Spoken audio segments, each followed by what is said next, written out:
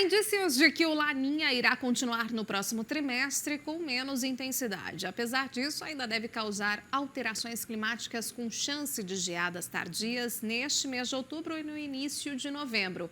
Para falar sobre esse fenômeno, estamos com a pesquisadora da Secretaria da Agricultura, Pecuária e Desenvolvimento Rural do Rio Grande do Sul e doutora em agrometeorologia, Luana Cardoso. Olá, doutora Luana, seja muito bem-vinda aqui à nossa edição do Bem da Terra. A gente já vem comentando já há um bom tempo sobre a situação do fenômeno Laninha, que de alguma maneira, né, ele traz bastante questões aí de estresse hídrico, principalmente nos estados do sul do país. Muito já se relatou que ele vem com menos intensidade, ou seja, menos força, mas o que a gente pode aguardar já nesse trimestre, principalmente em relação aos estados do sul? Bom dia. Bom dia, Renata. Bom dia a todos. Nós seguimos aí com o fenômeno Laninha impactando no clima das regiões sul, né, especialmente aqui no Rio Grande do Sul. E a gente tem nessa primavera uma redução, né, na intensidade do Laninha, mas ainda dentro de um nível de fraco a moderado, o que vai impactar em redução nas chuvas, principalmente agora nos meses de outubro, novembro e dezembro. Tendência é que o Laninha ele tenda a enfraquecer, né, com o início do verão e a gente possa voltar a ter precipitações mais próximas à normalidade a partir do início do verão. Mas neste período agora, principalmente durante o mês de outubro e início de novembro, a gente tem essa influência também, além da redução da chuva, nas temperaturas, onde a gente verifica noites mais frias e o que nos traz, né, uma probabilidade de ocorrência de geadas tardias mais intensas, mais significativas.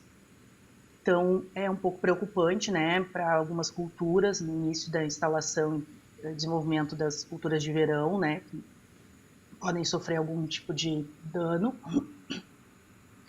E também na fruticultura, especialmente na viticultura, né, período de floração, início de formação dos frutos, a gente também pode ter algum prejuízo aí nas frutíferas. Exatamente. A gente sabe o que ocorreu, por exemplo, com o milho, né? No ciclo passado, essa mesma intensidade, ela pode ocorrer nesse milho verão agora no sul, né? O que as previsões climáticas têm mostrado, né? Já para a gente trazer, de fato, um alerta aqui para toda a nossa audiência. A gente tenta não ser tão pessimista, né? O Laninha este ano ele está ligeiramente mais fraco, né, do que na safra passada, e essa perspectiva de que ele está reduzindo intensidade para o período do verão. Então, para a cultura do milho, principalmente de ciclo mais precoce e de plantio de cedo, sim, a gente pode ter uma deficiência hídrica importante no período reprodutivo, né, floração, início e enchimento de grão, que é onde se define o rendimento do milho. Então, é um motivo de atenção. A recomendação principal é sempre que possível irrigar nesse período, né, o período crítico da cultura, especialmente aí da floração ao início do grão.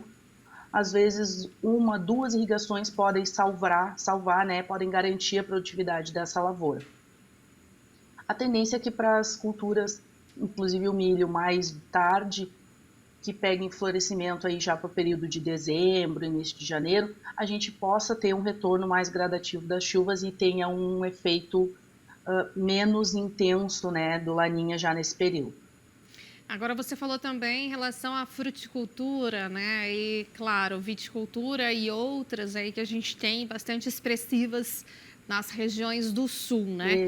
De que forma que elas também podem sofrer aí mais questões em nível de produtividade e, claro, afetar de fato toda a questão do volume, né? Tamanho de produção e efetivo ali em produtividade também.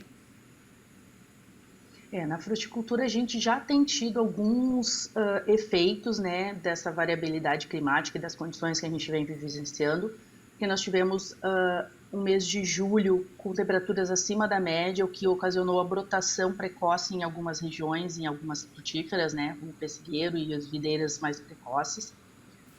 e essas, então, estão sofrendo com a ocorrência de algumas geadas localizadas, a ocorrência de temperaturas mais baixas, já tendo algum impacto na redução de pêssego, principalmente na parte sul do estado, né, principal polo produtor, Pelotas.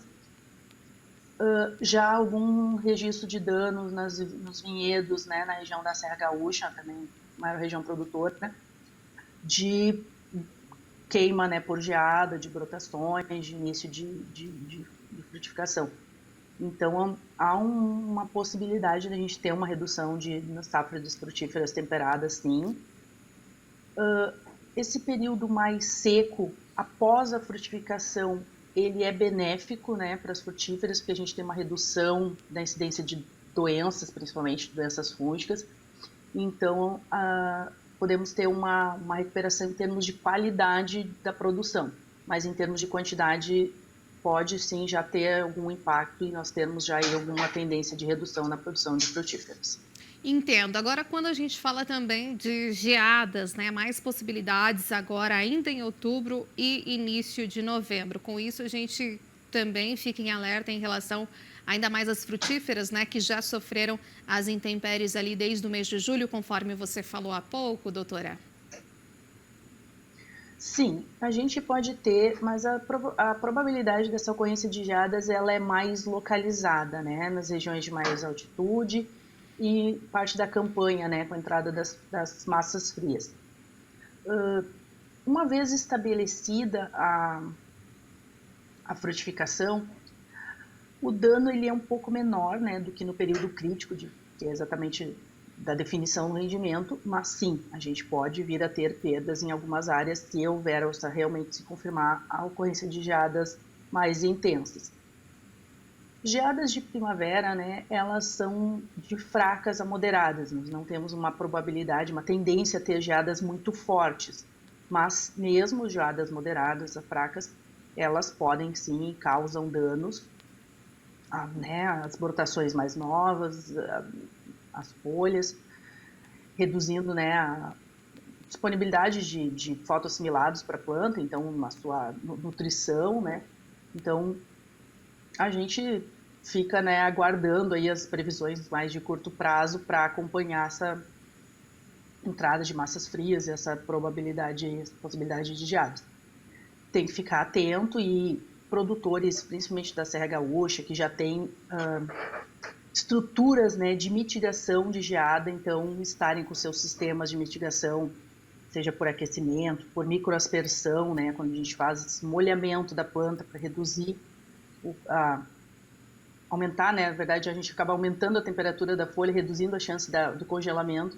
Então, utilizar esses sistemas de mitigação de geada é uma estratégia que deve ser incentivada e considerada nessa situação.